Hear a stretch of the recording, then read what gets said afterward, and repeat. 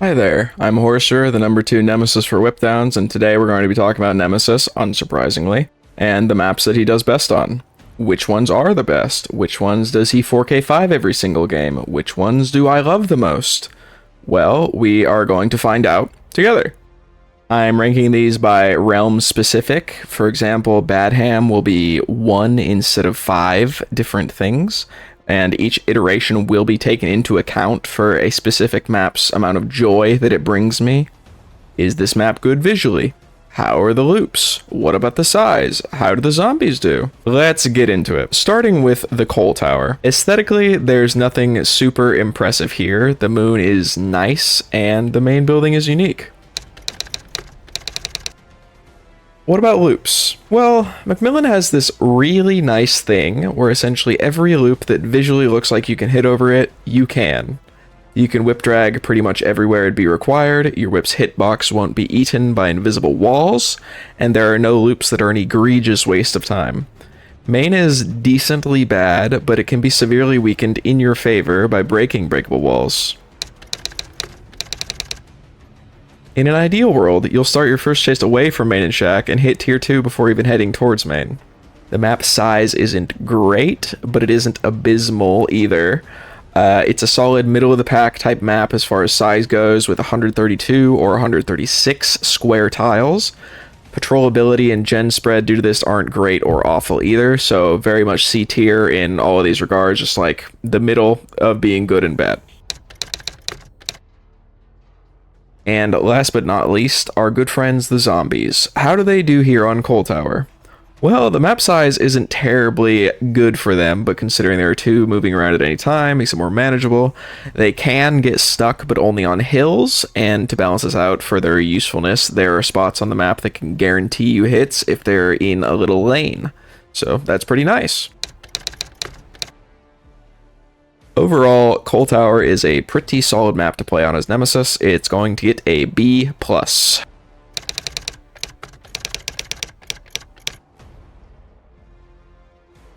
Following shortly behind Coal Tower, we're going to be continuing down the Macmillan maps, and next up is the Groaning Storehouse.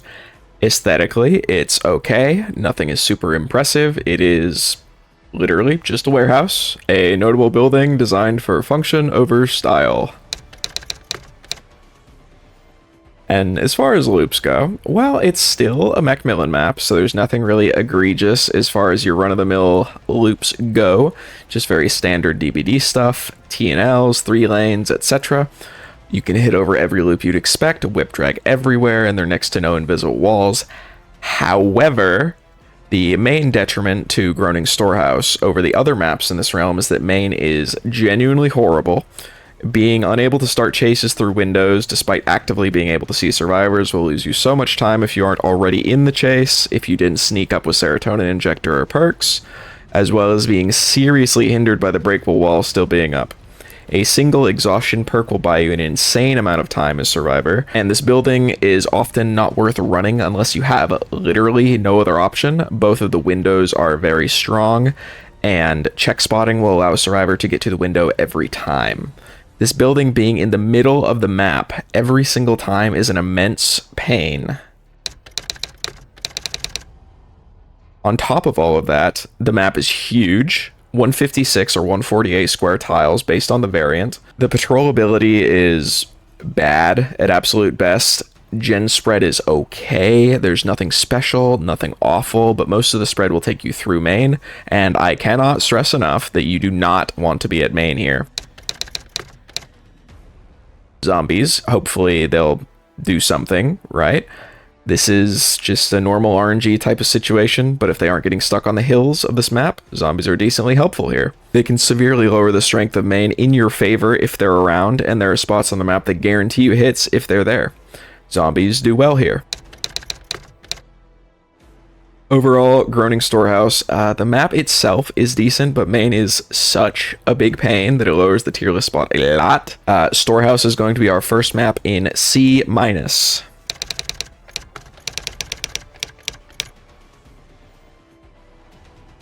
Alrighty, onwards to the Ironworks of Misery. I have to say, aesthetically, this map has all of the normal Macmillan Woods aesthetic, which is fine.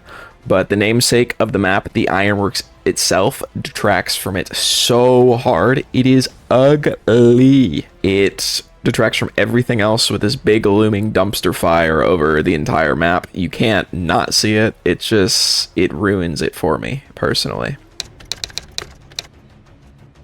That's only aesthetics, of course. How good are the loops here? Still, not too bad. You know, same thing with all the other Mac maps. You can hit over the majority of the loops, whip drag them, no invisible walls. One of my favorite hits on this map is explicitly because there's no invisible walls, and it's from dropping off the stairs inside of Maine to hit a survivor mid-air going down the stairs. And it's incredibly flashy, it's never optimal, and it feels really good to hit. As far as specific loops that are a pain to play, coming from Groaning Storehouse, Maine here is not too bad. The only problem is if you haven't broken the door upstairs in Maine, or the survivor you're chasing has balanced landing, but overall that has nothing to really work with in the building itself. Exhaustion perks change that, but regardless, the building itself is fine. However, the map is really big, even bigger than Storehouse. It's 160 and 156 square tiles. Patrolability suffers a lot from the map size, and the generator spread isn't too terrible considering the size of the map, but it's still going to get knocked a point because of its size. And alrighty, last but not least, our Zombozos. How are they cooking here? Well, they don't get stuck on anything, mostly due to the fact that they never want to walk up into the tall part of Maine. But there are definitely spots where they can guarantee you some hits, and that's really nice. So where are we putting Ironworks so far on our beautiful, albeit pretty empty so far, tier list?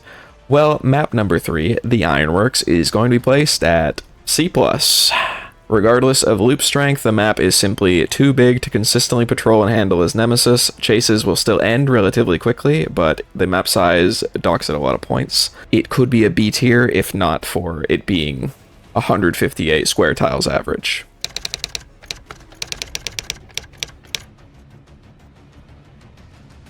Next up on our Macmillan journey, we are going to be heading to Shelter Woods. Previously, just a big freaking tree in the middle of it, Shelter Woods has been taken over by Adriana, and I have to say, I do really like what she's done with the place. The aesthetic is very nice. The moon is gorgeous. That had nothing to do with Adriana, I'm sure. And Maine is a gorgeous shade of purple.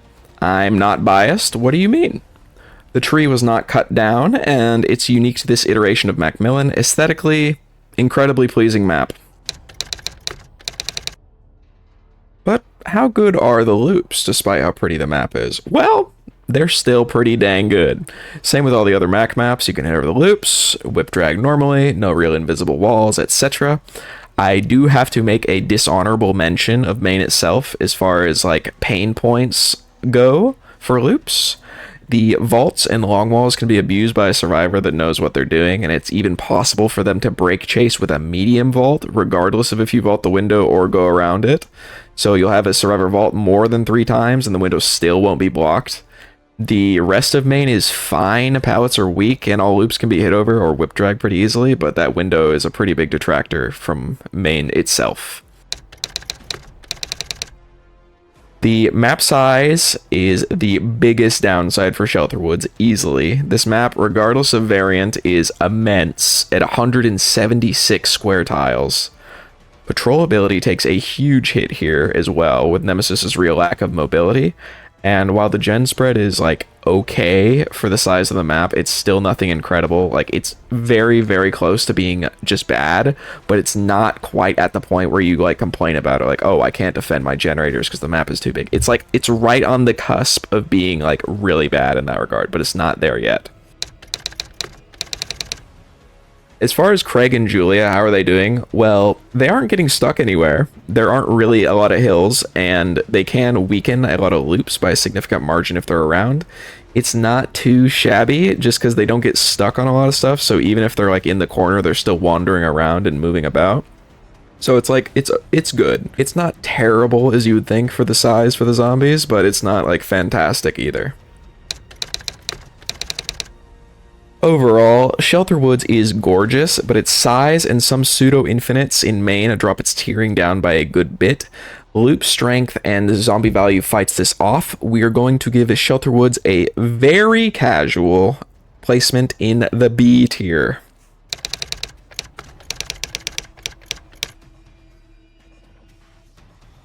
The final Macmillan map almost brings a tear to your eye. Not really, but here we are on Suffocation Pit. Aesthetically, it's neat. The moon looks really nice over the top of main, and it's a strong enough choice to keep our visuals up than all the others in Mac.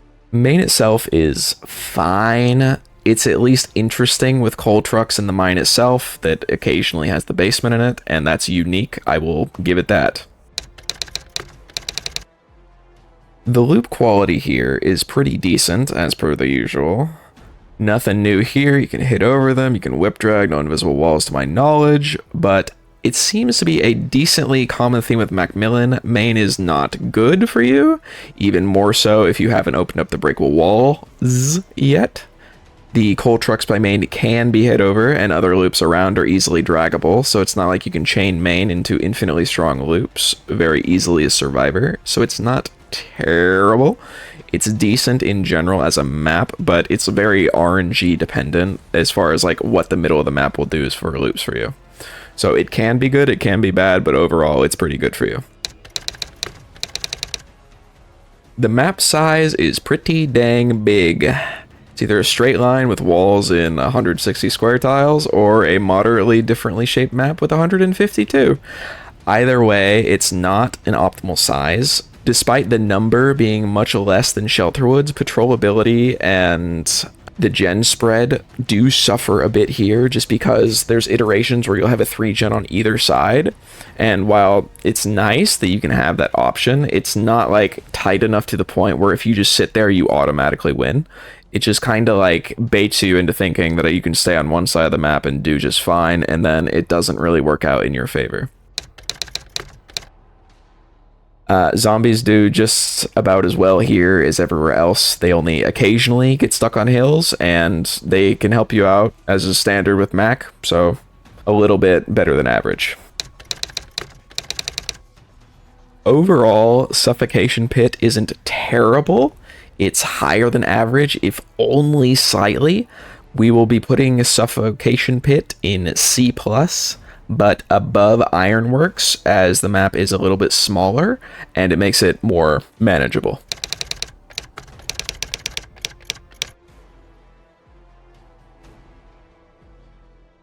Our second realm that we'll be covering is Autohaven Wreckers, and we'll be starting with Azarov's resting place. Aesthetically, I am just going to keep it real with you. Autohaven is ugly as hell. Argue with the wall. Main is ugly, the loops are quite literally made out of garbage, and as far as the aesthetic portion for this map, it is also going into the garbage. But surely Autohaven has some good thing going for it, right?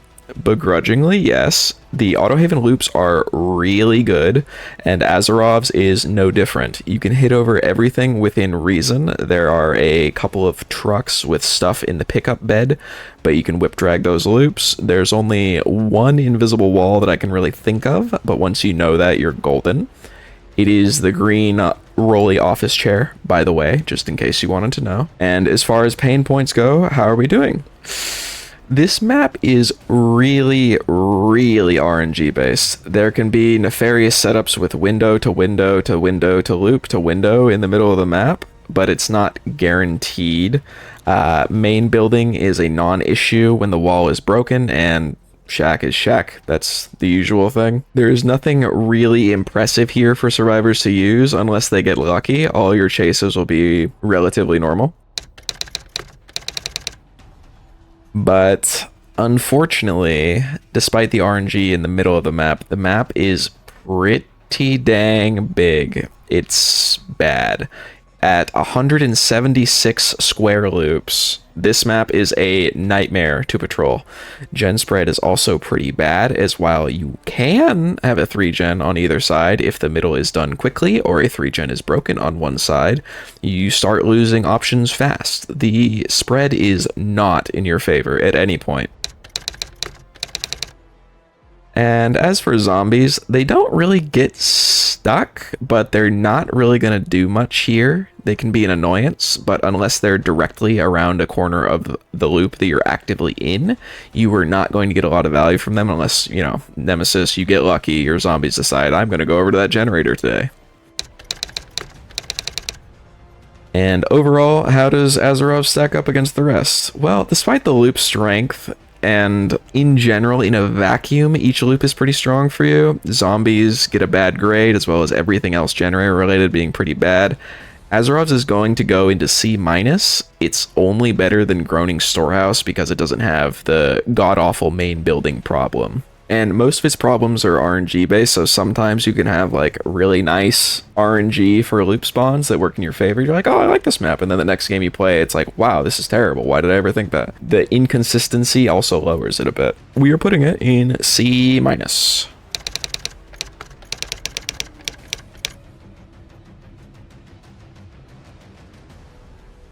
Next up is Blood Lodge. This map still has a lot of the issues that Autohaven has as far as visuals go. The loops are still made out of garbage, but the lodge itself does a lot of heavy lifting. It does feel a little like run down and terrible, but it does make it a lot nicer. I will give Lodge a little bit of points. We have ascended out of F tier visually, which is no small feat for the map.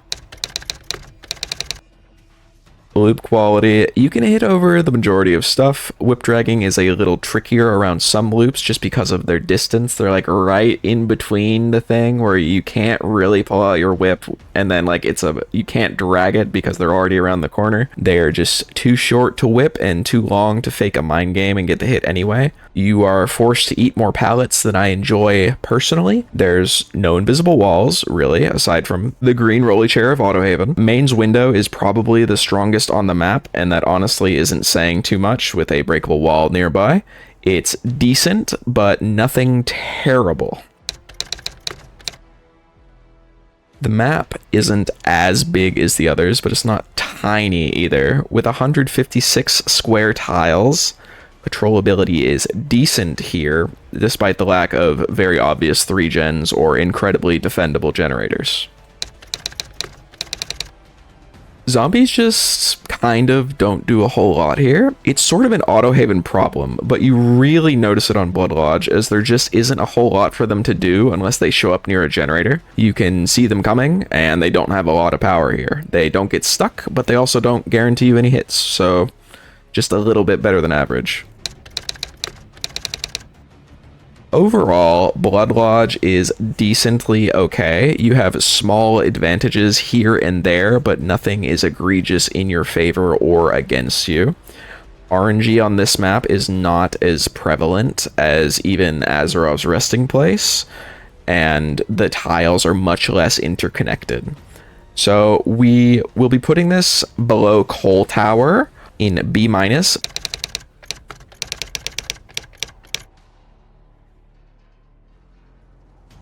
The gas station is up next, and Gas Heaven, aesthetically, it is not that awesome. It gets some points for an interesting main building and the stacked wrecked cars, but for the most part, the map is just rocks, garbage, and car cubes. It feels grimy, and not in a good way. Loop quality here, the same with all the other Autohaven maps. You can hit over and whip drag most things, but there is an egregious example that takes over if you head to main, where you just can't whip over something, you can't whip drag something, there's an invisible wall that eats your whip, and on top of this, if you miss a whip, a survivor will make it to an incredibly strong window. Of course, I'm talking about the shelves in main. You are actively punished for using your power here, and if you don't use your power, they make the window. At absolute minimum, the 2 breakable walls in the back by the garage aren't open by default, so this loop is weaker now, but it is still a massive pain. For the most part, on this map, you do not want to go to main. Just avoid it overall, and you will be fine. The size on this one is not too terrible. 156 square tiles, the exact same as Blood Lodge, and there's pretty good patrollability, and the gen spread is honestly pretty favorable. Zombies still don't really do anything here, though, so the same type of deal with Blood Lodge. So where are we going to put Gas Heaven on the tier list? Honestly, it's not too bad. The latter 3 maps on Autohaven, including this one, are much more fun to play than the first 2. Sorry, Azarovs and Blood Lodge. But it's one of those realms where you never really know if you're going to get a great map or a kick in the nuts. Gas Heaven is going to go in B tier above the other map already in there.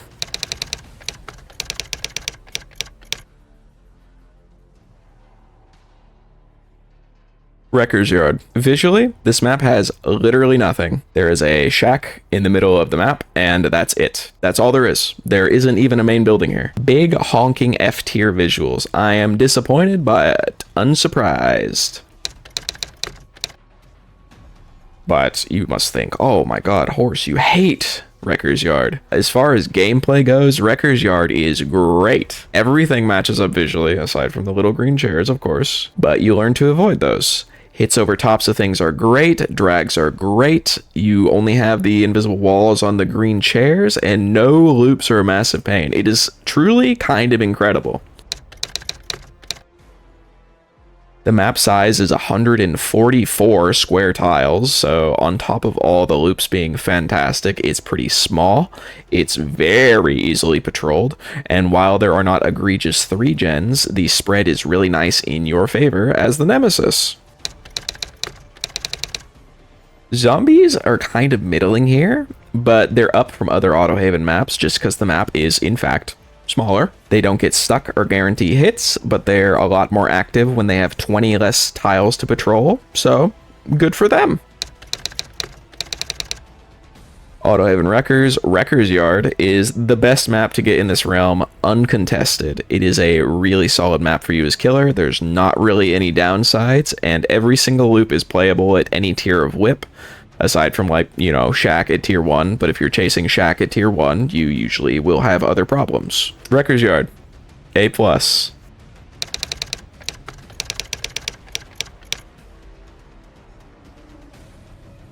Now, visually, I have to say Wretched Shop is my favorite map on Autohaven. The lighting, the main building, etc., it's just nice. Of course, it's still on Autohaven, so our aesthetic is still going to sit at a C-, but for Autohaven, that is fantastic.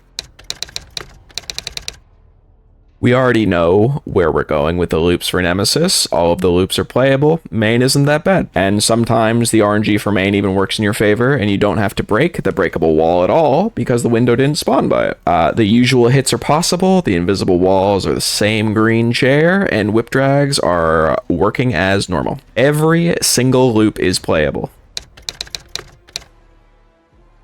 The map size is where we start to get a bit weaker here on Wretched Shop. 164 square tiles. It's a pretty good amount, but not quite at the bad tier yet. The patrollability and gen spread are also pretty okay. Nothing egregious or amazing.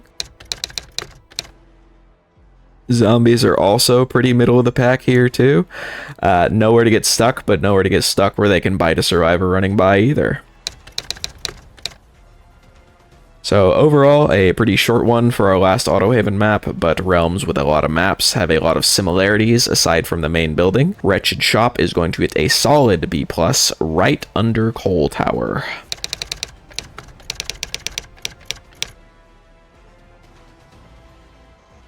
Fractured Cowshed is our first map on a brand new realm, the Coldwind Farm.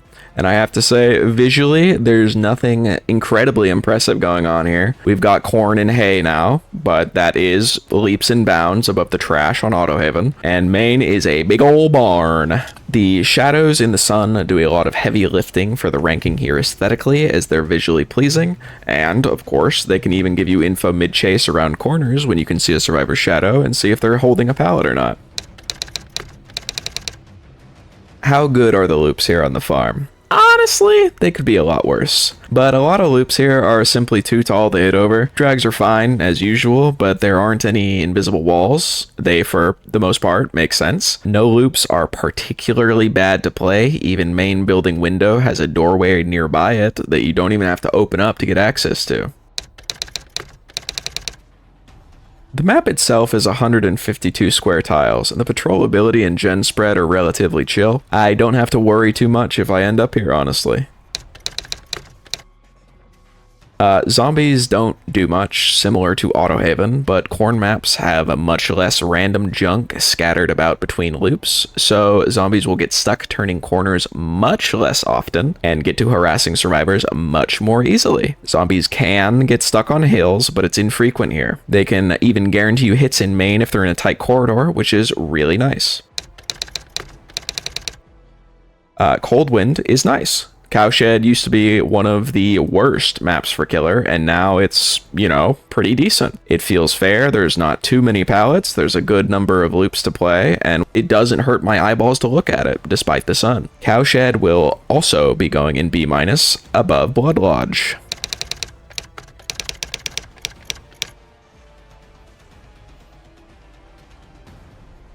Rancid Abattoir. Aesthetically, the slaughterhouse is incredibly unique. It has nice shadows, and the main building is like a third of the map. It is huge. It is very interesting to look at, a solid aesthetic, and the inside is everything you would expect from, a slaughterhouse. The loops here are pretty darn good. Nothing in particular is too bad. No invisible walls that don't make sense. You can hit over most things that are of the right height, despite, of course, some loops still being too tall to hit over. This is usually not an issue. Whip drags are wholly unaffected. Cowtree and Shack are the usual levels of pain points, but nothing crazy like infinites or anything like that. Abattoir is pretty small at 140 square tiles. It is very nice for us, especially considering that main building is at absolute most one generator and it's really big. So you essentially just have a curved line of generator checking as main is usually up against a wall. You just move in a crescent motion and you're set. You have a very easy patrol path and the gen spreads are possible to 3 gen, but it usually isn't necessary to pay attention to because if you just play it out normally, you will do pretty well.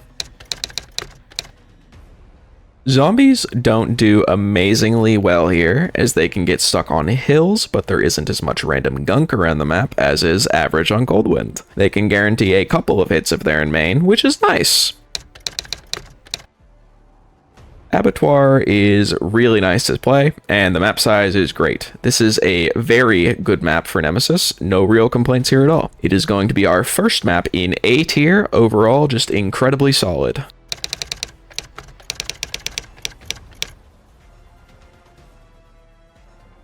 Rotten Fields is the Cold Wind version of Autohaven's Wrecker's Yard. There is nothing going on here. It is corn and shack. That is absolutely it. It's boring, but not hideous. Loop quality is fantastic. There are no invisible walls. Every loop is easy to play, aside from shack, sure, and will be done very quickly. Pallets mean next to nothing to you here. You can whip drag anything, you can't just hit over. Map size is something of a contention point. While it is 160 square tiles, much larger than Abattoir, it's still good because you can just walk around easily. Everything is a straight line with no obstacles in the way, as again, it's just corn and occasional loops. It's not very interconnected, so everything is just, it's nice to patrol as long as you just do a donut around the map with shack in the center and the gen spread's not terrible. There aren't terrible 3 gens, but they aren't automatically game winning either. Zombies just kind of don't do anything here. There's no loops for them to force hits at. At most, they're going to be doing the normal RNG thing where they just kind of walk around, occasionally bother somebody on a generator. Overall, Rotten Fields just kind of doesn't have anything going for it that makes it like incredibly unique. It's medium large, but the loops are just so much of a nothing burger that the map is just much stronger for you than others, just due to the fact that there's nothing really for survivors to work with. You play a loop until you die as survivor because there's not really interconnectability unless you have an exhaustion perk. Overall, Rotten Fields is going to be our first map in A-.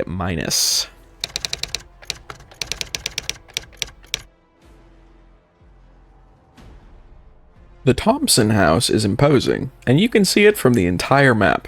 Now, unlike the Ironworks of Misery, it is not ugly to the point that it makes the map feel inherently worse by being there. There's just nothing really super duper interesting on the map itself. The main building and lighting does a lot of heavy lifting here. The map basically has corn, shack, main, and that's it. Nothing super crazy to look at. The loops are really good. As with most corn maps, you can hit over the vast majority of stuff that it looks like you'd be able to. Same with whip drags. The main pain point here comes from the fences near main building, which look as if you'd be able to hit over them, and you simply can't. All pallets by these fences, the fences are essentially just glass walls. You cannot interact through them. At least you can see the survivor, but that's it. Nothing in particular as a loop is a massive pain either. The map size is 152 square tiles. It's not too shabby, a medium-small map. Patrollability is pretty good, but there are generators in complete opposite corners, so you can't just get across the entire map quick enough for an immense boost in ranking. Aside from that, when you're trying to go corner to corner, patrollability is good, and gen spread isn't too bad either, but there aren't really 3 gen scenarios that you can just focus on from the beginning of the game. Zombies don't do anything out of the ordinary here, and they're a little bit below average just because they can get stuck on the hill as well as the holes in main, and they can't guarantee you hits very often unless they are stuck in a doorway and a survivor isn't looking where they're going. Overall, Thompson House isn't too shabby. I don't think the housekeeper here is doing his job, but for a map for Nemesis, we're going to go with B for this one. Above Blood Lodge and below Fractured Cowshed.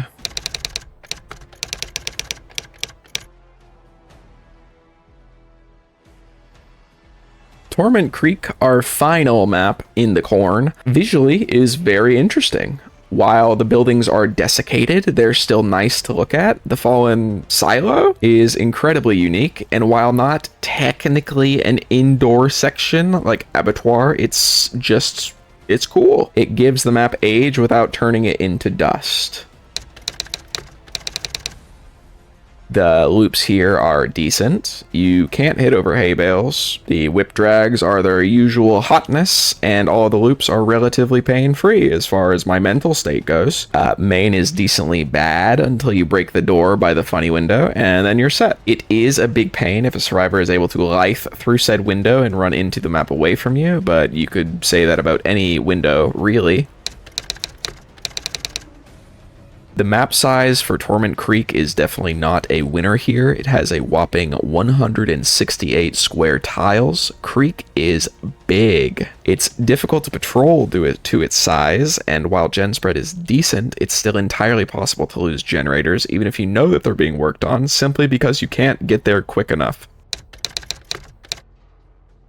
Zombies do next to nothing here out of the ordinary. They don't really get stuck, except, you know, on hills as per usual here on corn, but they don't really do anything to help you outside of the usual RNG.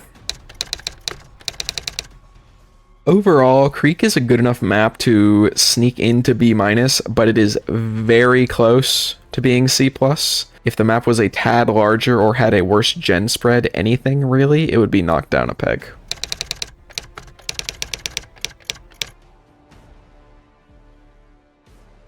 Hopefully, not literally, but moving into the Disturbed ward, I have to say, this place sucks. The vibe is all off. I'm something of an empath, you know? The map feels gross, and at least main building is semi-interesting enough to keep it out of F tier. The guys from the ceiling in the main generator room up top in main is interesting, but that's about all it has going for it.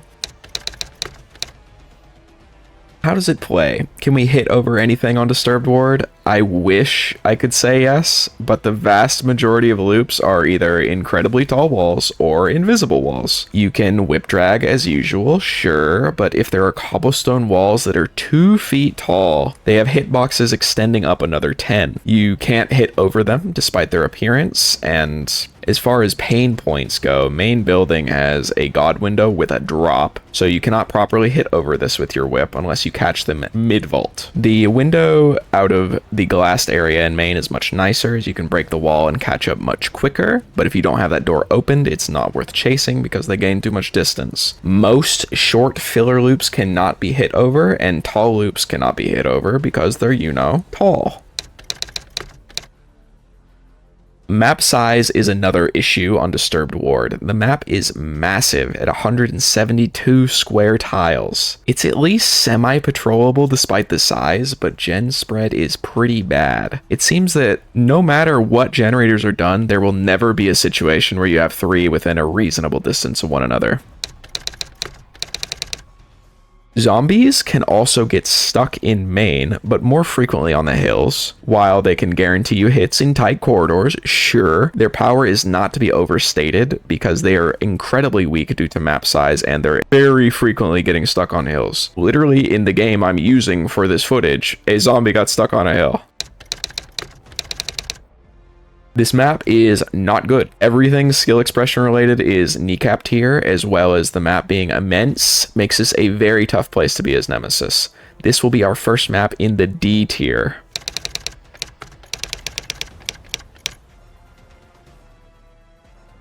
Now, continuing in the Crotus realm, which thankfully only has 2 maps, Father Campbell's Chapel is a map that has seasonal variation based on time of year. It has the same overall yucky feeling as Disturbed Ward, but the middle of the chapel is much more interesting, and it can seasonably be decorated for events. It has the carnival, Maurice the horse, and depending on the time of year, it can be a solid B or A- for aesthetic. It really depends on the decorations put up in main.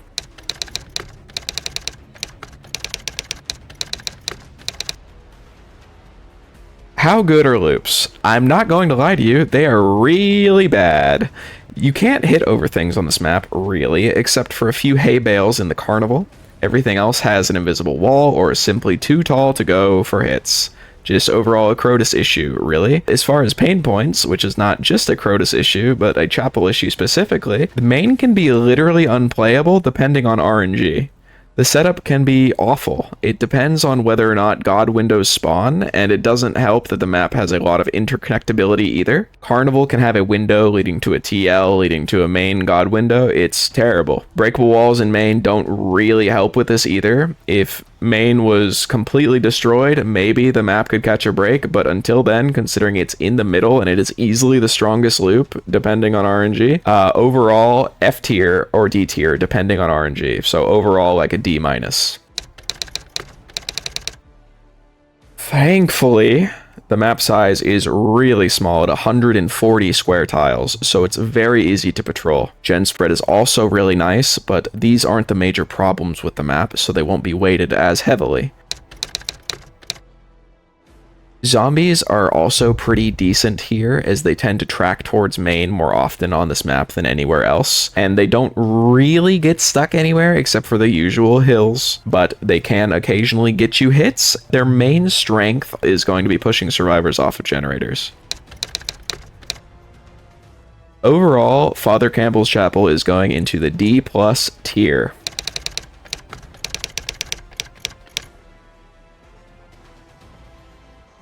Haddonfield has one map on it, Lampkin Lane. In the past, Haddonfield was easily one of the worst maps for killers, with literal infinites and abysmal patrol routes, as well as looking like it was made out of Play-Doh. Now, not only is it prettier and aesthetically pleasing, it is iconic as it comes from the Halloween franchise. The moon is as beautiful as well, and it is lovely to look at.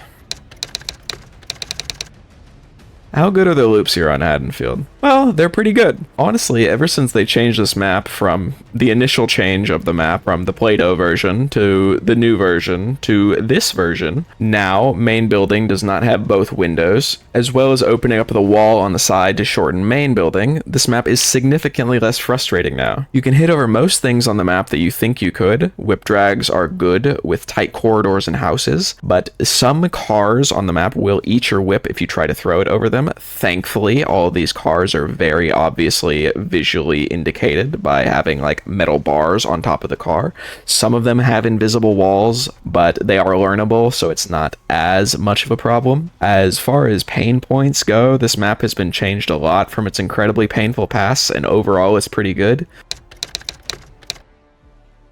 The main issue is really, despite its size being very small at 132 square tiles, that doesn't count for the upstairs or downstairs in buildings, but its patrolability still suffers despite the small size, as generators being upstairs or downstairs in buildings and incredibly hard to hear unless you were in the building against them. The spread is pretty bad, as there's no real way to defend generators in buildings on Haddonfield unless a zombie just kind of shows up.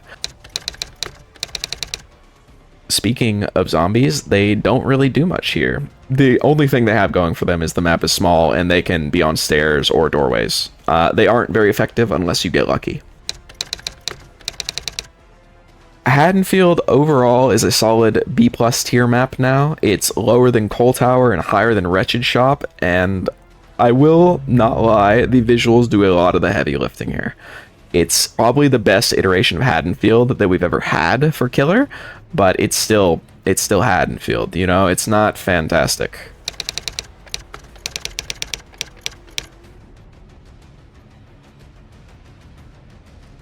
Backwater Swamp. Oh boy, here we go. Starting with Pale Rose, I am going to keep it straightforward. This map is ugly. It is a swamp, not a Shrek swamp. There are no interesting fairy tale creatures here. At the absolute minimum, loops are interestingly designed. They are unique. They have a pier, a dock, a small boat, and a larger boat, but the lighting is terrible. The only thing, and I mean the only thing keeping this map out of F tier visually is the moon in the sky. That's it. And that in itself is also a downside, because if you're looking at the moon in the sky, you can't see where you're going. As far as playing the map goes, it is also not great. As far as hitting over thing goes, a lot of loops are simply too short for you to use your whip at, but not long enough for you to just M1. You have to eat a lot of pallets with your face, and some, such as the Pog Log, have to be played until the window is blocked, as while you can legally hit over them, you're never going to if the survivor has half of a brain. Not many loops are whip draggable either, but at the very least, there are a low number of invisible walls. If we're talking pain points on Swamp, oh boy, this whole map is a pain point, if I'm being honest with you. Main will take some time if someone has balanced landing, but overall, it's pretty balanced once pallets are gone. But the pallets themselves are pretty strong and very hard to avoid getting hit at, just due to your own hitbox. And if you wait at the pallet for too long respecting it, they can just leave, hop a window, then they're gone. The dock's window vaults are too short to pull out your power, and you're reduced to an M1 killer for most of the loop. The worst part of this map is the elevation of the terrain. Nemesis's whip works in a way where it doesn't go down ramps, and half of the map leading up to Shack is a ramp. So if you're coming from Shack, you just cannot use your power. This is a huge issue with the map. On top of all of that, the map also is big as heck. It is 161 square tiles. But regardless of that, the gen spread isn't as bad as it could be for that size. They're still bad, but serviceable considering how big the map is. Zombies here, they suck, straight up. They don't get stuck on hills, but there is nothing they're going to be helping you with. This is like bottom 2 maps for zombies. They will be more likely to just eat a rock in the corner the entire game than get you a hit. They can, in theory, get you hits if they're in the middle of the pier or the main boat or the small boat, but that's incredibly infrequent. Overall, Swamp sucks. And this isn't even the bad version of Swamp. Pale Rose is going straight into D-, the first map to arrive there.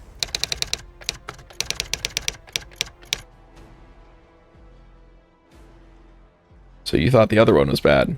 Oh boy. Grim Pantry. I hate this map. This thing is so ugly, even the moon isn't saving it. It is a shitty building in a shitty swamp. Nothing is going to help this. Bottom of F tier visuals. Like, I would destroy this if I could. Loop quality, everything is the same as Pale Rose. You can't hit over anything, really, and you can't whip drag except for a select few spots. But at bare minimum, there aren't any invisible walls, thank goodness. As far as pain points, oh boy, let me tell you about pain points.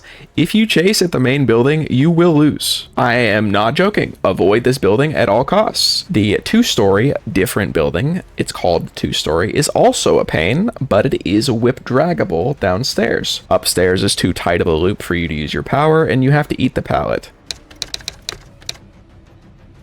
Pantry is even bigger than Pale Rose at 168 square tiles. Patrolability is only semi-reasonable if you 100% avoid main building, and the gen spread is terrible. Even if you actively try to do it, you are not 3-genning on this map. Everything is way too spread out. Zombies have the exact same problems. Unless they're actively in a doorway, they are not getting hits for you. They will be eating rocks and cattails to wash them down the entire game. If I could push the red button and get rid of Swamp, I would. F tier, easily. This map has no redeeming qualities for it. This is of 2 maps that needs a rework. Swamp is ugh.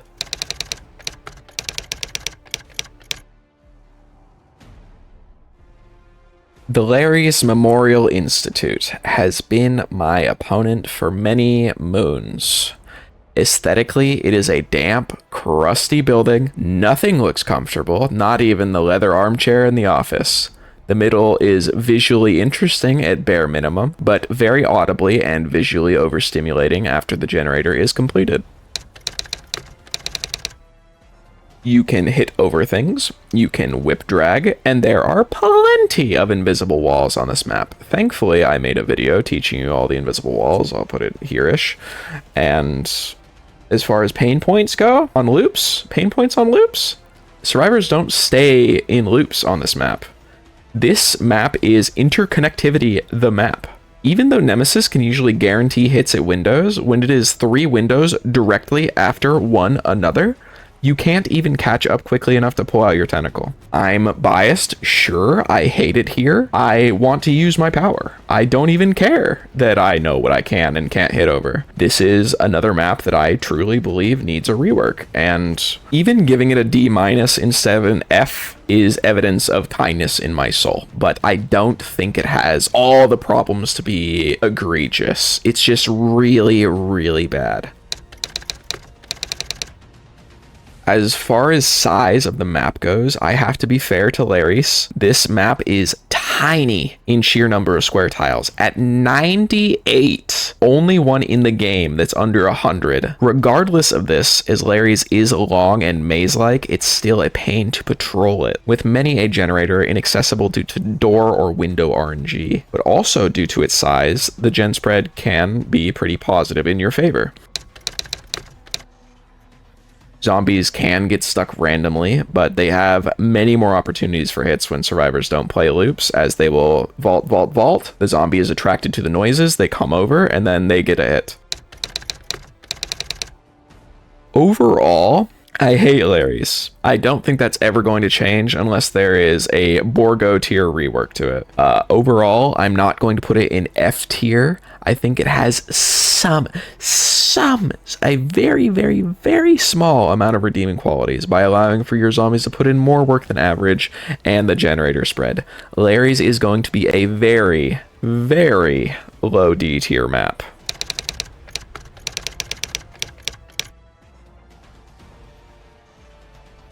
Now, moving on from Lerys to the Red Forest, Mother's Dwelling. This map, really, it is cozy to me. The loops are well themed, decorated, and main building is incredibly comfortable feeling. It feels warm, especially when it's raining outside. I love the rain. It is beautiful, and I think this map, aesthetically, gets a pretty solid win here.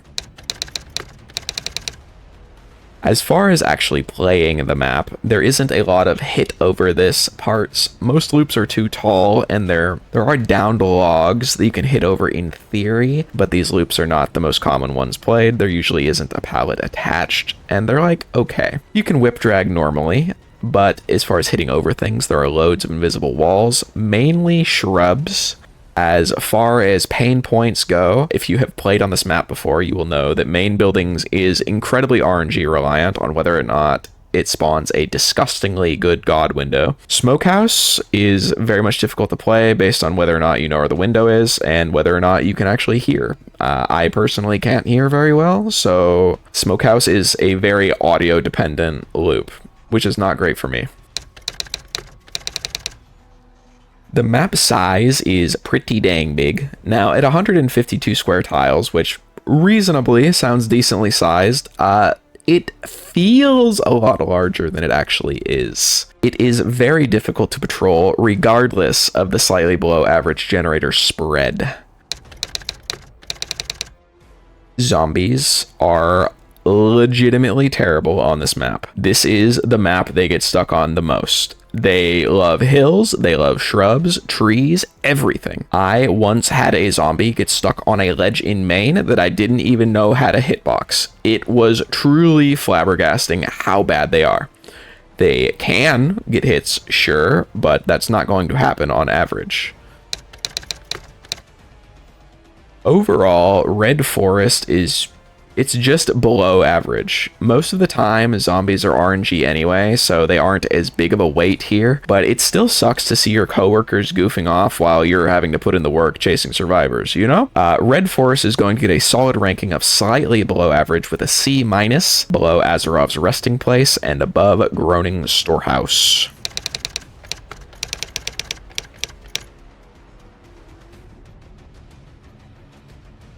Now, for the other map in Red Forest, the Temple of Purgation. The temple is gorgeous. It is a gold-tinted temple in the middle of a forest. Cool cobblestone, rain. The map just looks like it would smell like petrichor. I would genuinely love to explore this in real life, and before you get ahead of yourself, yes, I am assuming that I would not be taken by the fog for doing so. So the loops here, though, I am so happy to say that this map is a lot better to play on. You can hit over the vast majority of loops here, as most are elevated stone brick or short in general, with very few and far between full height loops. You can whip drag as per usual, and there are a few shrubs here and there that you can't hit over due to their invisible hitbox, but they can be learned. This map doesn't even really have any extra painful loops. If the main generator is completed, main becomes even weaker. As far as size goes, the map is 136 square tiles. Pretty small as things go, with decent patrollability and generator spread. Zombies aren't great here, but due to the map being smaller and zombies getting stuck slightly less than Mother's Dwelling, they're bad, but they're not like abysmally bad, you know? They're just bad.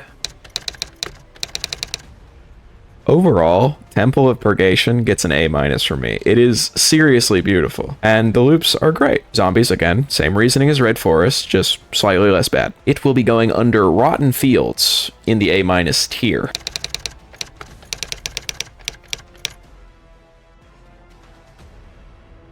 Badham, Springwood. Visually, it's nothing impressive. It's just another suburb with a school. It is ugly and it is underwhelming. But loops, surely. Regardless of being able to hit over some things, most notably the car in the back of Maine, the majority of loops on this map aren't hit overable. They're either too tall, there's too many corners, they're too short. You can whip drag, and this is truly going to be your saving grace on this map. Surprisingly, there are no invisible walls on Badham. The bar is truly in hell for them. When we talk about Badham loop quality and what's a pain point, what do you want to avoid? Honestly, the entire map, every loop is painful. They're all pain points. Maine sucks. Two-story sucks. House of Pain sucks. Shack sucks. And they are all interconnected by god pallets, one loop away from each other. You drop a single pallet on this map anywhere, and the distance you gain from it, you will be at another disgustingly strong building. Truly, I hate playing this map. Like, being sent here is awful, truly.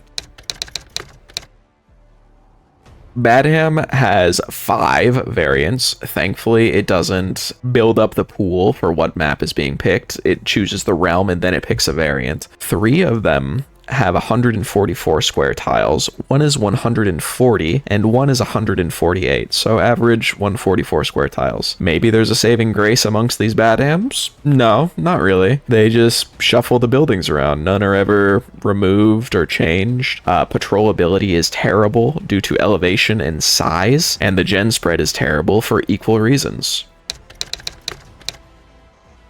Zombies can get stuck here, and their only saving grace really is they can block doorways to tight corridors very easily. Maine especially, but I have had zombie value in every single building on this map because they sit on stairs, they sit around corners, etc. I was just being really nice to my zombie on this map, but zombie value notwithstanding, it is not going to save Badham. Badham is being sent to the depths of F tier until a major rework. It will not be leaving. God rest your soul, Badham. They really nailed the name on this one because Badham is bad.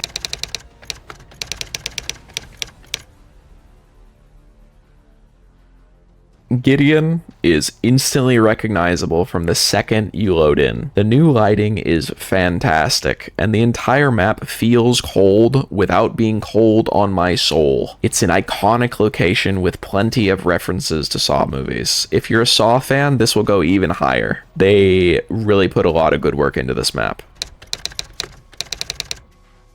As far as loop quality goes, Gideon, unlike most other killers, Gideon is easily one of Nemesis's strongest maps. In Nemesis's case, it is his strongest map. Gideon's strength comes from pallets, and Nemesis is the eater of pallets. You can hit over a large number of obstacles on this map, and everything you can't hit over, you can whip drag through. Sure, there are a couple of invisible walls, but usually not ones that you need to worry about. If you want to learn all of them, I made a video on Gideon already. But Gideon has a grand total of 1 loop that's a pain, which is dropping down the pig vat into the freezer room. And it's a personal thing, but I don't really like the jungle gym on this map, just because there's like weird bits sticking off the sides of it. Regardless of that, that's 2 rooms in like 30. Overall, the map is fantastic. Every other loop is free because you're the Nemesis, baby.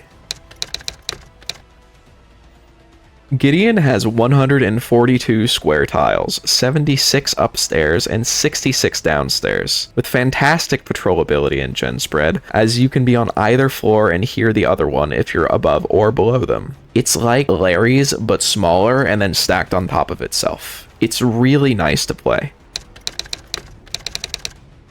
Zombies also do very well here, and they don't even get stuck. There are plenty of drops, and they never get stuck in any of them. It's kind of crazy, really. There are plenty of tight loops on Gideon where they can block off and guarantee hits for you. Gideon is a fantastic map. Genuinely one of Nemesis's best maps. Aesthetically, gameplay-wise, size-wise, patrol-wise, everything is fantastic. The second you hit tier 2, the game is already over for survivors. It is a very difficult map for you to fail on. This will be our first map in the S tier.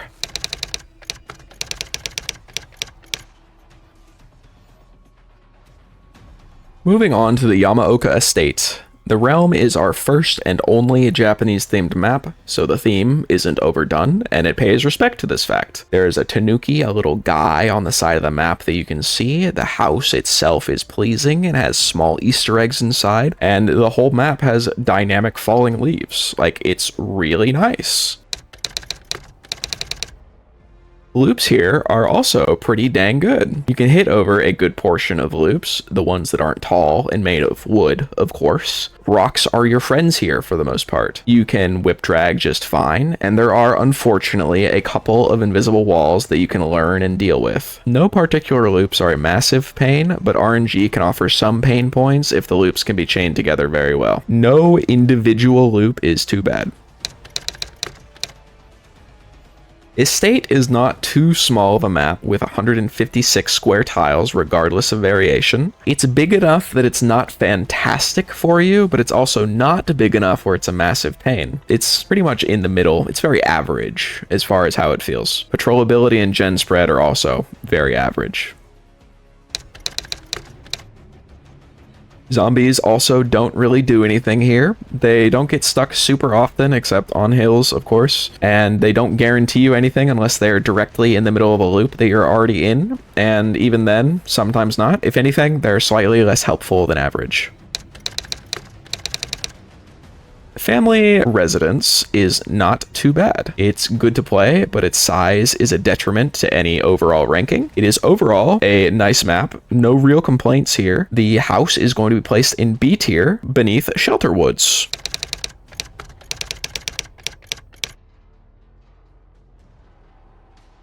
Sanctum of Wrath keeps all the same general stuff that Estate has, but it is less visually impressive. The main building is a lot less impressive. It's just tall, but it's less fun than Estate. The loops are still really, really good here, just slightly less so than Estate. You can hit over the vast majority of them, you can whip drag with no problems, and there may be occasional, very occasional invisible walls that are, again, learnable. No loops here are a massive pain point, and the interconnectivity is very rare. The map is not large. It's a medium-large one for sure, with a variable 158 or 148 square tiles, which is slightly better than Estate. Trollability is okay, and gen spread is a little bit worse than average here due to its size and spawns, and the fact that the Sanctum is just like this massive thing you need to go through if you're ever going through the map. Zombies do not do too well here, as there are a lot of ramps. It is not egregious levels of bad. They can occasionally get stuck on hills. Their actual getting hits value here, the zombies here, is really low. At most, they will harass survivors occasionally, but they are definitely below average here. Sanctum is not a bad map. Main is not strong and loops aren't interconnected. We are going to be putting Sanctum in B-, below Blood Lodge and above Torment Creek.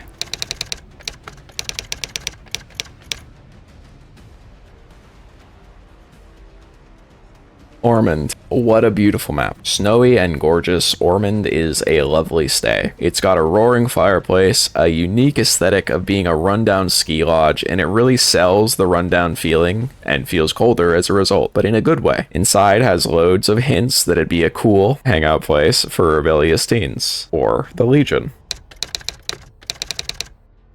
The loops here are great. You can hit over a surprising number of them that don't visually look like you'd be able to, and you can whip drag pretty much anything you'd like. There's a couple of invisible walls, the major ones being in main by the drop down into main, by the table by the fireplace, and the tire treads on the snowplow thing, but other than that, you were set. Honestly, there's not really any real pain points. It's a good map for Nemesis without feeling like it's disgustingly OP, like Gideon or something. Loops can be chained reasonably well, but it's not as bad as being sent to Eyrie or something. If everyone has balanced landing and keeps going to main, it can be annoying, but again, that's a perk issue, not really a map one. Overall, the map is really good.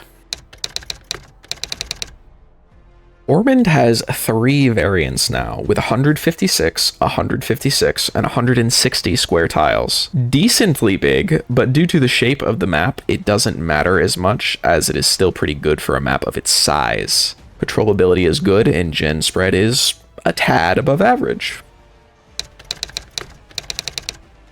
Despite the map size, zombies here don't do too badly. There aren't a load of obstacles outside of loops, so they can maneuver around pretty well. They don't even get stuck on the hills for Ormond, as well as guaranteeing hits at a good number of loops. Zombies like it here. Overall, Ormond is a really nice map to go to. I like the aesthetic, the way it plays, and everything about it. I'm not a big Legion fan, but their map is great. Ormond is going to go into the current bottom of the A- tier, below Rotten Fields.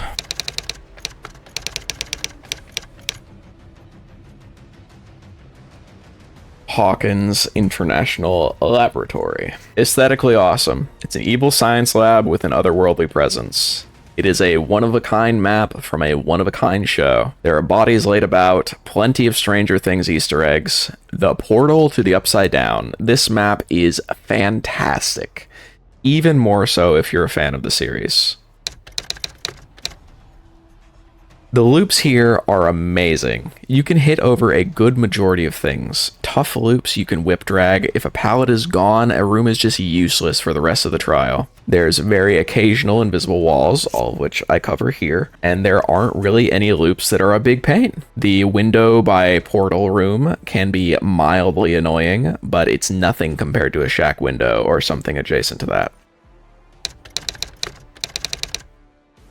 The map size is relatively small as far as maps go at 138 square tiles, a little bit bigger than Haddonfield legally, but I think it's better as far as size goes, as you can't really be seen coming from such large sightlines without being Lerys levels of tiny. It is very good to patrol, and aside from the generator on the highest floor in 11's room, gen spread is great. Not necessarily in 3 gens, but the generators feel pretty darn good to defend.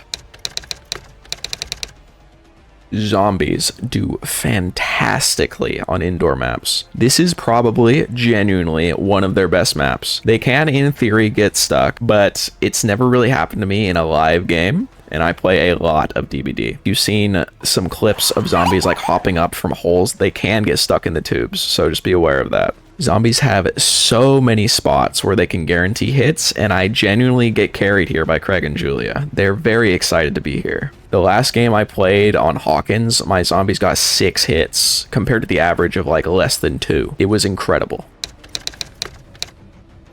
Hawkins is a very, very good map for Nemesis, one of the best. Not quite at the level of Gideon, but zombie value, a general lack of windows that don't fall, and the ability to hit over the vast majority of the loops puts Hawkins in the top tier, right below Gideon.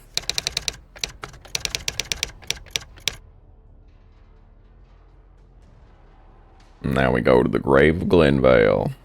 Dead Dawg Saloon. This map is rootin', tootin', and most assuredly they will be shootin'. Most important of all, it nails the aesthetic. A grungy, aged cowboy town. The sky is gorgeous, the animals and tumbleweeds nail the aesthetic, and the bar itself is fantastic. As far as the theme goes, it is on point. Fantastic. It is a beautiful map.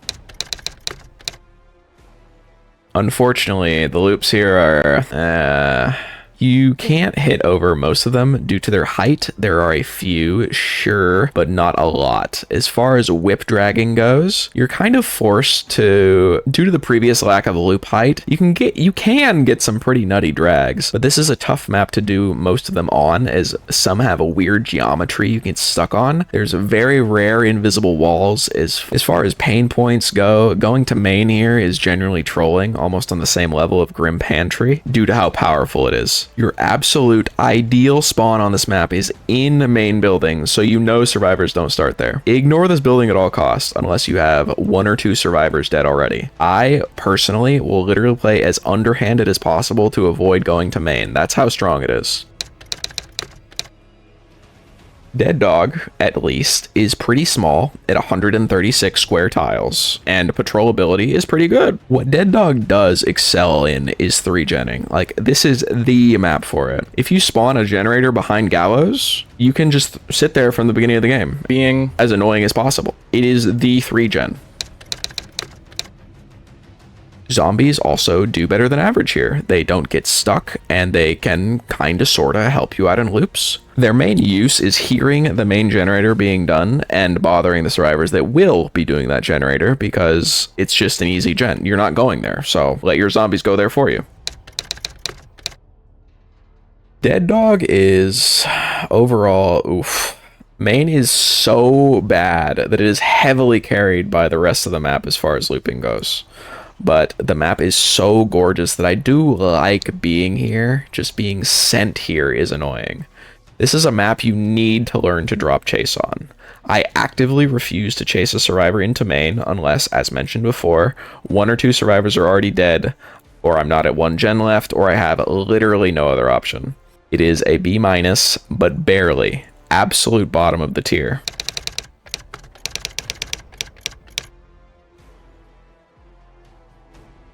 Silent Hill. Midwich. Midwich's aesthetic is truly unmatched. I'm not even going to pretend I'm not biased, as Silent Hill is one of the coolest visuals in mediums ever. It has aspects from Silent Hills 1 and 3, and Easter eggs, including some if you specifically finish certain generators. The vibe here is amazing.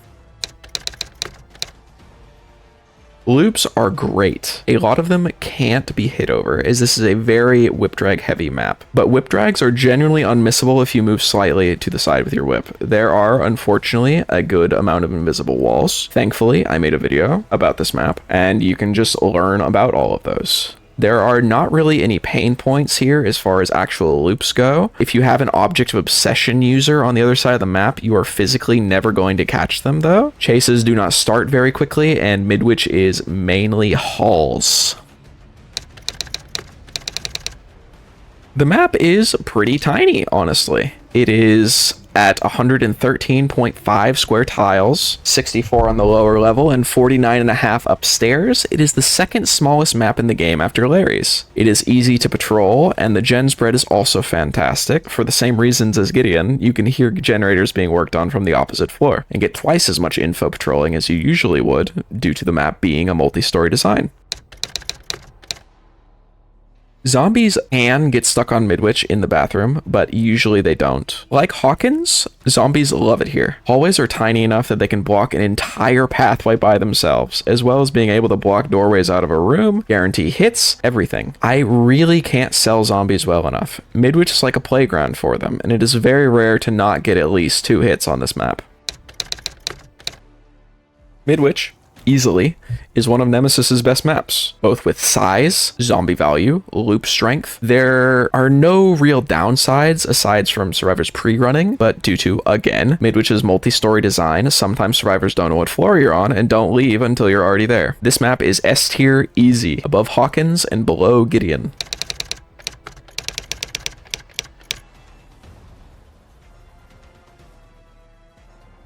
Now on to Raccoon City. Raccoon City Police Department is going to be a 2-sectioner, as while both maps share the majority of the map, they do have different rankings depending on which side of the map. Not by much, but it is still a different feeling. Visually, come on. You already know I'm going to be biased about this. It is the Raccoon City Police Department. If you played RE2 Remake, it is almost a carbon copy of the map. I know it's a running meme of just play RE2 Remake to learn the map in DBD, but it's true. I legitimately learned this map better by playing another game. Aesthetically, literally unmatched. Visually, my favorite map in the game. Loop strength here is amazing. I genuinely wonder sometimes if behavior planned this map's strength based around the killer that it came with, but you can hit over every single loop on this map, and I'm not exaggerating. There are very occasional invisible walls to look out for that you can find here, but you can whip drag, you can hit over things, etc. to your heart's content. East Wing has one major downside compared to West, and that is the helipad. You cannot whip drag due to the invisible walls that eat your whips if you try on very short distance-wise loops on the helipad. You have to eat the pallet by the window, otherwise you just give them a free vault. And if you eat the pallet, they get a free vault. It's a no-win scenario, really. RPD doesn't have a solidly square tileage that I could find for either side, east or west, but it's decently big. I'll give it a B on patrollability and gen spread, and the map has the same positives as Midwich, where there are multi-layer floors where you can hear through floors if gens are being worked on, and survivors don't know which floor you're on. Zombies do really, really well here. Maybe slightly less than Midwich, but with a large amount of tight corridors, less than Midwich. They block doorways, windows, loops, etc. You can even trap a survivor in an office or behind a desk while a zombie is approaching, and wait for the zombie to get there and get them for you as you walk the only other way out. It's a little sadistic, but it's great fun, I promise. Unfortunately, zombies will not get an unblemished S ranking, as they have spots where they get stuck, and pretty frequently. Almost every single time I play on this map, they will get stuck at least once.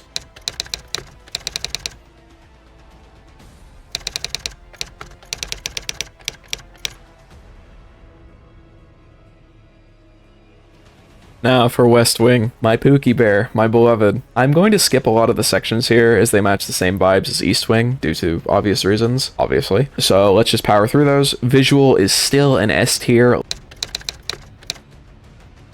Loop strength is stronger compared to East Wing due to no roof helipad thing, and the loops on the long end of West Wing are lacking in strength compared to East Wing. You can hit over and through loops much more easily here. The only pain point is if someone has a massive head start on you and chase isn't starting as a result, much like an Object of Obsession user on Midwich. Like, say you're in Maine and they're outside along the side of the map and they know you're coming and they know where you are, like, you're not catching that guy for like at least a minute. The map size is still unknown and exact, but I'll give West Wing a B+ on the square tileage, patrollability, and gen spread, but those are even better on this side. Zombies are still as amazing here. Nothing has changed. Overall, West Wing, this one, is the better of the two RPDs to get for all the same reasons as East Wing. You can hit over every loop, etc., but without the huge aching pain of where the helicopter crashed. West Wing is going to S tier, below Gideon, as despite West Wing being personally my favorite map, it is definitely a fight between these two with Gideon. West Wing is below Gideon as far as strength goes.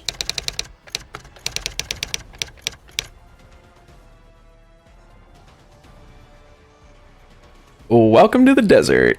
I'm going to tell you the truth, it is very hard to be unbiased for Eyrie. I do hate this map, and while writing the script, it is the flavor of the month map for survivors to send you to, so I see it more than I want to. I hate sand. It's rough, it's coarse, and no, it does look nice, despite getting everywhere. The aesthetic is cool. It is a sandstone tower in the desert. There are ink blots coming out of the ground. Carmina really knows how to decorate. Loop strength here, well, you can hit over stuff sometimes, but a lot of loops are simply too tall for this, or the loop itself is too short to give you time to pull out your tentacle, and there's a couple of extra deceptive ones as well, such as the iron spike fences that you simply can't hit over despite the appearance, where you think you'd be able to. You can whip drag just fine, at least. Pain points go as follows. Main building's windows, especially the one closer to the stairway, as even if you have the door open, it's still tough to catch up. It is a really good window, and on average this map is slightly above average for loop strength. It's just there's really good interconnectability that really hurts. Eyrie is 148 square tiles. However, despite this, the map is awful to patrol. Genuinely one of the worst maps in the games for this. Gen spread is almost just as bad, but occasionally you might have games where you don't get something completely egregious. Zombies are also terrible here. They get stuck pretty frequently on loads of junk on the map and don't really guarantee hits anywhere. At most, they will bother survivors once in a blue moon. The bar is really low in this tier, but I'm going to be putting Eyrie in D- below the Pale Rose. At least the map is nice to look at in comparison to those two, but Pale Rose has overall better playability and Eyrie is much too wide.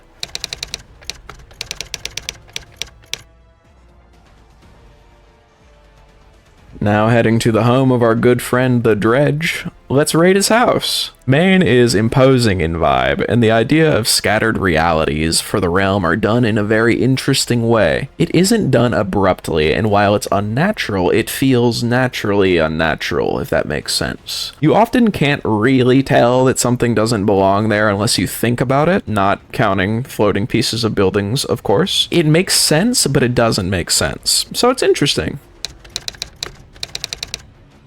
Loops for Nemesis actually aren't too bad here. You can hit over things, you can whip drag, and there are a few notable invisible walls, but none that really hinder you to a point where you start questioning if you should have hit that. Plants are always kind of finicky here, especially the big bushes. As far as pain points go, main building is the pain point. This building is awful, and if you have bad RNG for the window spawns, just avoid it. One will always be in the dining room, and RNG depends on whether or not main will go from bad to awful, and this is whether or not the window in the kitchen is there, or if it's in the front of the house. Honorable mention for Garden of Joys, Withered Isles, windows at Shack, as you can hit through both windows of Shack, including the one that you can't vault through, as the broken glass has no hitbox. So if there's one good thing about this realm, it is that you can hit through two windows on Shack. So Shack is a little bit weaker here than everywhere else. As long as you avoid main until you're tier 3, you will be much better off. The generator there is completely fine to lose. The map size for Garden of Joy is 164 square tiles. It doesn't feel that large, surprisingly, just to how much real estate, literally, main building takes up, as well as having several dead zones between loops. It's not great to patrol, but gen spread is whatever at best, just sort of average on that. Overall, Garden of Joy, honestly, it's not really that bad. It's better than the average map in C tier, as once pallets are taken away, all that's there to work with are weak windows and main building. So surprisingly, we'll be putting Garden of Joy in C tier.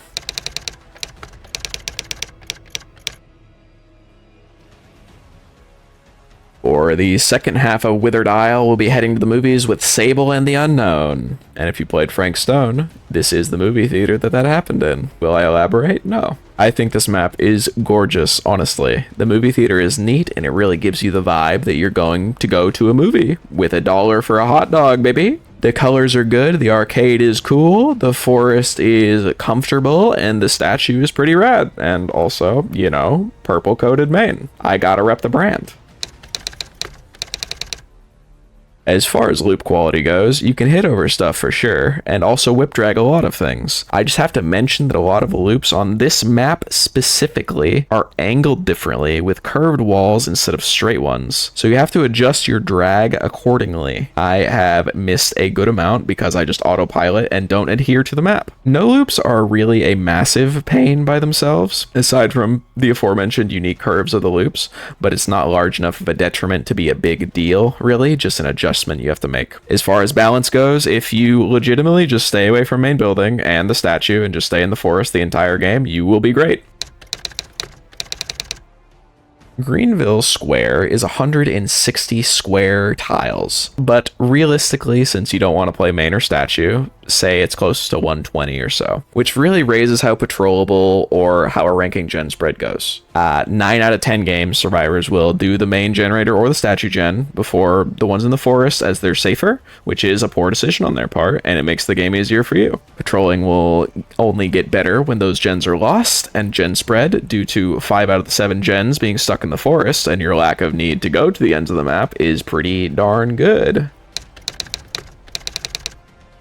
Zombies here don't do very well. They don't get stuck, sure, but the aforementioned edge of the map thing, where you are not going, means you have to spend almost a full minute going to unstick a zombie if they get stuck, which is usually just not worth the time. They can't really guarantee hits, but they can help a little bit occasionally. They're not super awesome, and they don't have the same, like, mental capacity to avoid the 2 generators that you want to avoid.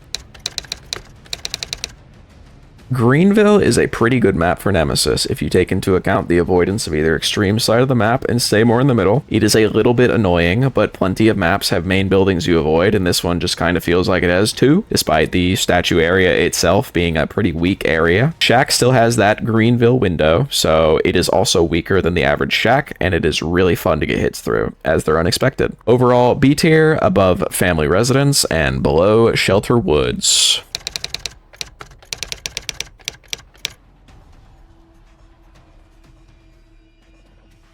Now for Borgo. And I started this tier list a while ago. Borgo is genuinely the lowest on my list. Lower than Badham, Lerys, Swamp, and Eyrie. It used to be red, ugly, etc. And now it is much more visually pleasing in a cool blue instead of a nasty, nasty red. Scratches don't blend into the walls, and my eyes physically feel better being here now. The sky and the tone of the map is nicer, etc.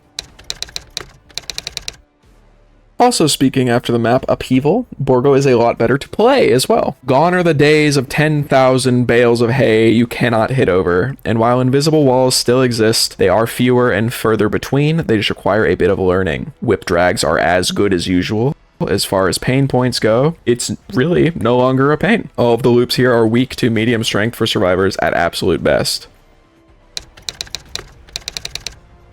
The Shattered Square has 144 square tiles, with a decently strong level of patrollability, as the map is very, square, despite it being shattered. The gen spread is nothing impressive in either way, pretty in the middle. Zombies don't get stuck here, but they don't necessarily do anything out of the ordinary here. Very middle of the pack zombie map. The square size does, however, give zombies a little bit of an edge, as they can scoot around a bit easier. Shattered Square overall is just a good map for us now. It's going to go under family residence in B tier.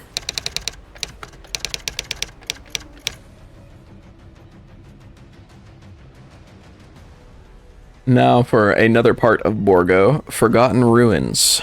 The visual here is genuinely insane. As part of the Dungeons & Dragons collaboration, this map was made, and I have to say, the visual design team knocked it out of the park. The skybox changes, the moon changes, the entire dungeon is gorgeous, even with a couple of animated bits that interact to you when you come by. Genuinely the most beautiful map in the entire game.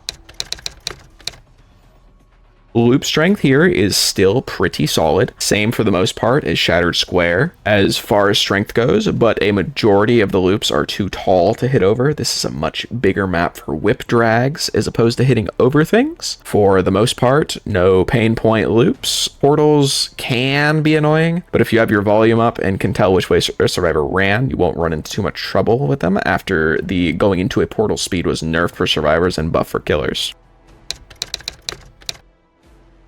Forgotten Ruins is at 132 square tiles with 92 on the surface and 40 in the dungeon itself. A tiny map. Even tinier so when you realize that the most efficient way to play this map is to simply never go into the dungeon and defend your generators up top, reducing your amount of tiles to manage to 92. Patrollability is fantastic, and gen spread is very, very good here, as most of the time you don't have a reason to go downstairs.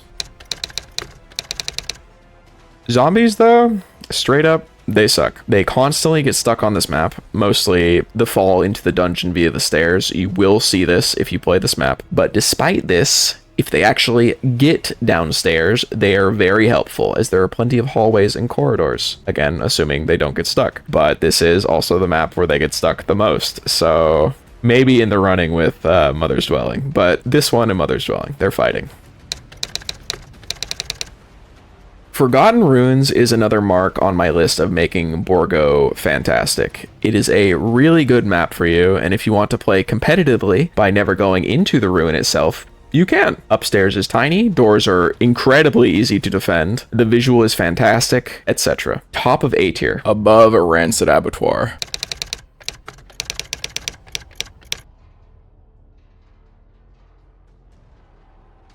And now we head into space for our last two maps in the Dvarka Deepwood realm. We're going to begin with Toba Landing. This map is gorgeous. The sky is pink, and we are on a world that feels truly alien. From loops to the ship, everything feels unique. The loops here are pretty good. You can hit over a lot of things, but you need to learn what you can and can't specifically. I made a video for this.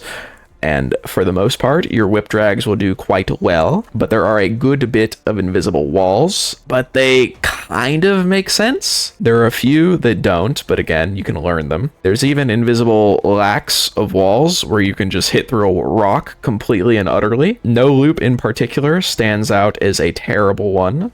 The map has decent interconnectivity with nothing insane. Even through RNG, I don't think I've ever played on Toba and been like, wow, there was nothing I could do. These loops were just too well put together. With 136 square tiles, Toba is actually a lot smaller than you'd expect. It is decent to patrol with main in the center, a main building you don't even have to avoid, so you'll be going through there a lot of the time, and finishing the generator doesn't even make it a dead zone. Generator spread is slightly above average in your favor. Zombies are just kind of middling here. They don't get stuck, they don't guarantee hits, they just do normal zombie stuff. Very average map for them. Toba is pretty hard carried by its visuals, but it is still not a bad place to be. Loops are good, visual is good, zombies are whatever, they do their thing, and generators are good too. It's good to play, good to be here. I will say it loses a little bit of points if you have mycophobia, as there's things that would trigger that here. But other than that, B-, absolute top of the tier above Cowshed.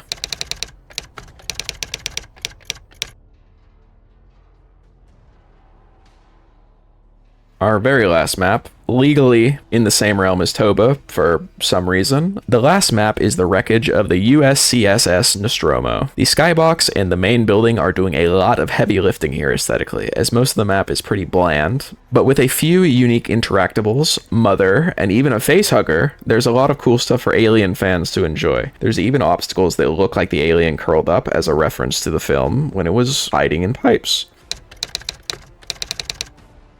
Loops here aren't too bad. In fact, they're good. You can frequently hit over things, but the table at main is the best example of a time saver by using your power. Whip dragging is tough here, as there are a good amount of invisible walls. Allegedly, they've fixed some of these regardless. If you try to throw your whip, you will occasionally hit an invisible wall here or there. No real pain points. All loops are relatively weak with decent, at absolute best, connectivity. You either run a circle around the entire map or go to main, and main isn't even really that strong with the pallets gone. The Nostromo Wreckage is a decently large map at 152 square tiles, the exact same amount as Mother's Dwelling, but it feels a lot smaller due to the lack of loops or debris to block line of sight, and not even mentioning how big the crash ship itself is, it's not too bad to patrol. Gen spread is nothing out of the ordinary. Zombies are pretty average here too. They don't really guarantee hits or get stuck, they're just kinda there. Overall, the wreckage of the USCSS Nostromo is going to go into the very bottom of B+ tier, below everything that's already there. And that'll be our final map.